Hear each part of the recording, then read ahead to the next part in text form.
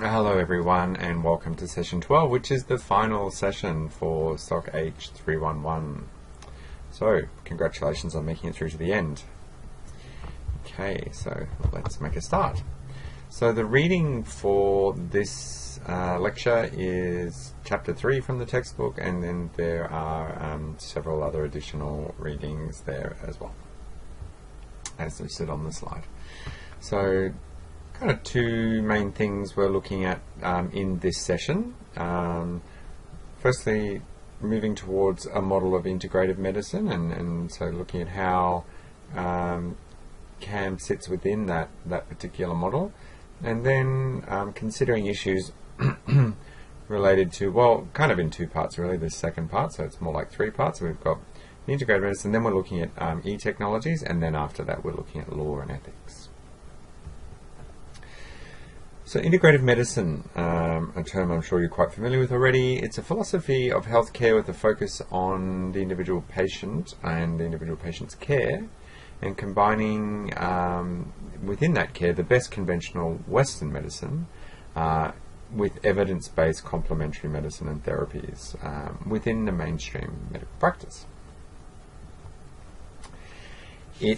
Integrative medicine reaffirms the importance of the relationship between the practitioner and the patient. It focuses on the whole person and is informed by evidence, and makes use of all appropriate therapeutic approaches, healthcare professionals and disciplines to achieve optimal health and healing. So we're bringing together the team of people and the set of approaches that is going to be most helpful for the individual and their health issues. So it's not just mainstream healthcare professionals or mainstream approaches, and it's not just complementary or alternative approaches. It's the integration of those. So it takes into account the physical, psychological, social and spiritual well-being of the person, with the aim of using the most appropriate, safe and evidence-based treatments available. So again, it's about the combination, but also very importantly, it's about using treatments that are evidence-based. So the AIMA, or the Australasian Integrative Medicine Association, and last time I tried clicking on this link, it wasn't working. Let me just see. Let it do its thing and see if it opens up. We'll keep reading through the slide otherwise. So it's the peak medical body representing the doctors and other healthcare professionals who practice integrative medicine. It's an independent, not-for-profit organisation supported by its membership and governed by a volunteer board. Board members regularly write for leading medical publications such as AusDoc and the Australian Family Physician, as experts in the area of integrative medicine, and are invited to present at leading medical and natural health conferences in Australia and internationally. So the core mission of the association, okay, so that's not working, but we'll try another way of getting in there in a second, is to act as the peak medical body promoting the practice of evidence-based integrative medicine. So again, it's about being integrative but also evidence-based. So medicine as well as research and education as the gold standard for optimizing well-being, prevention and management of disease in Australasian healthcare systems. So it's about prevention and management of health, of disease, and doing that in the best way possible by taking an integrative approach. So if we just jump out, and I will open up an internet page, and should be AIMA .net.au. It should take us there. It may not be working at the moment.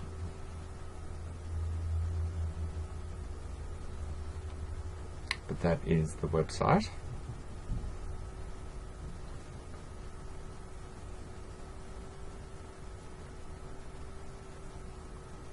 It doesn't appear that it's working now either. No, can't be reached at the moment. Okay, but I encourage you to go and have a look at it at a later point. Alright, so to the slideshow. Alright, another place that you can go to and look at integrative medicine in Australia is the Integrative Medicine Gateway. So this, I believe, is working if I click on it. Yes. Alright, so it includes a research database, so evidence-based, peer-reviewed information from over 700 medical and complementary medicine journals, summarised into clear, concise monographs, so documents that are that you can read that will give you an overview of the evidence base. An interactions database, so first of its kind in Australia. So an interactions database, well, clearly providing information on interactions between different complementary and other medicines. Patient information sheets, product directory, and e-learning. So you can join as a student. So just have a look. You can see down here, practitioner type. So all the different types of practitioners being integrated, so it's both mainstream and complementary. So we've got chiropractors, dietitian, GP, herbal medicine, other type of medical doctor, naturopath, nurse, nutritionist, pharmacist, remedial therapist, and also there, as I say, you can join as a student. That's certainly something that would be worthwhile for you to look into. So that's the Integrative Medicine Gateway, and great resources in there. Some other associations we'll just take a look at. So we've got the Australasian College of Nutritional and Environmental Medicine. Let's just click on them to see who they are. So what is nutritional and environmental medicine? It's concerned with the interaction of nutritional and environmental factors with human biochemistry and physiology, and resulting physiological and psychological symptoms and pathology. Nutritional and environmental medicine is evidence-based, drawing on the latest biomedical and genetic science and research to develop new treatment approaches to illness and disease for primary prevention and to promote optimal health and well-being. And so on. You can read further down there. Again, it is something you can have a look at. See membership categories. So the different types of modalities, professions that are involved: doctors, dentists, pharmacists, nurse, psychologist, chiropractor, naturopath, nutritionist, Chinese medicine practitioner, and then also you can join as a student as well. So again, another great resource in the area of integrative medicine. And then we've got the Australian Natural Therapies Association. So protect and maintain the significant investment you've made into your qualification. Again, it's something you can join and become a member of as a student. And sometimes these associations do have fees involved because of the work that they do to lobby for your association, for example. So or for your profession, I mean. So me as a psychologist, I'm a member of the Australian Psychological Society, and they do charge a couple of $100 or several $100 a year to be a member, but they provide lots of resources for you online. You're able to call them to find out information about lots of different things, and they lobby for the profession in an array of areas, including with the government, for example. So being a member of a professional association in your modality can be something that's very useful, and it can also be something that's that adds credibility, so that you can see when clients come to see you and they see that you're a member of that particular association, that it adds that kind of greater level of credibility to you as the practitioner. So why is this important? Well, we know that a lot of people, the majority of Australians, are using natural therapies as part of their primary health care and under extras cover under their private health insurance, although as we know that is something that is in danger of not being available going forward. The rebates for for complementary and alternative therapies in private health insurance.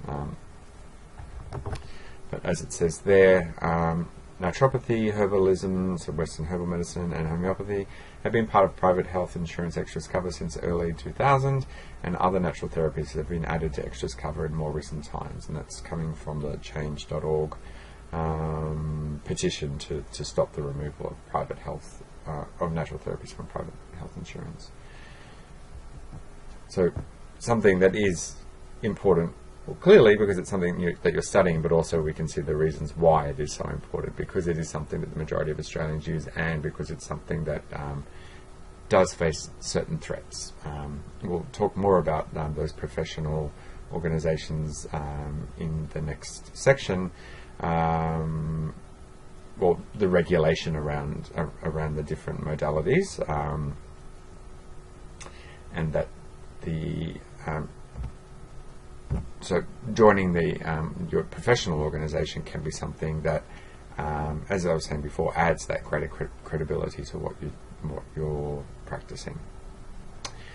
CM consumer CM use is substantial across contemporary Australia, and all involved in managing, organising, providing and using healthcare services in Australia need to be cognizant of CM use, especially as concurrent to conventional medicine use and consultation with conventional healthcare providers. So that's from BMC, Complementary Alternative Medicine, a journal you'd be pretty familiar with by now. And so again, talking about the importance of complementary medicine use in Australia. All right, we will take a break and come back and talk about e-technologies, and then more about the legal and the regulation issues. So so what I wanted to say just before, in terms of, what I have been saying, is that being a member of the different organisations and professional bodies that may be available to you can be important when the particular modality is not regulated, and we'll talk more about what that means in part 3. Okay, talk soon.